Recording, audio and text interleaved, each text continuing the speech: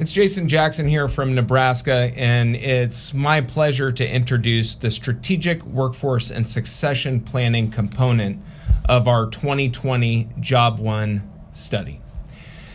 This component identified a number of areas for us as states and as chief administrators to improve and make our workforce planning and succession planning more strategic in character. These are challenging times in and of themselves, but the complexity of the COVID pandemic has really made the necessity of being strategic about workforce planning and succession planning all the more apparent. How we used to run the business is no longer adequate for meeting the needs of the future workforce within state government. To that end, the study identified 3 key areas where we as states can learn from one another and improve our overall talent planning. The first diagnosed a lack of ownership that's characteristic of state governments for who is just overall in charge of the succession planning process and results. In some states, that's an HR function. In others, the agency or the division owns that process.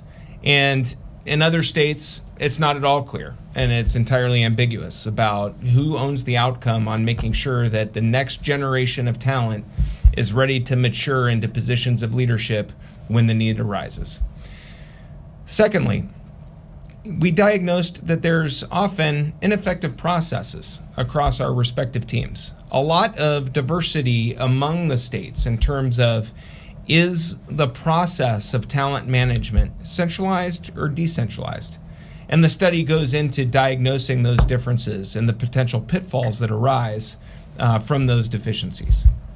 And thirdly, the study just identifies the fluidity of the current workforce. Already a challenge before the pandemic, and even more so now, as work styles are changing, worker preferences are changing, career expectations are changing, and it compels us to need to be much more strategic in terms of how we manage workforce, talent, and succession planning specifically. The study further provides a couple of case studies from states that are doing this well and are on the forefront of testing innovative solutions that can help us and our peers in other states role model what good looks like.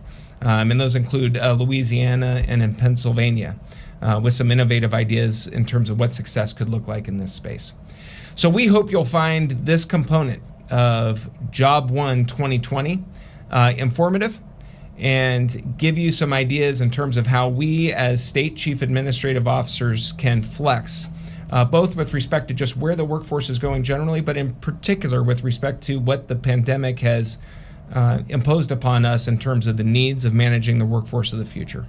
We hope you enjoy.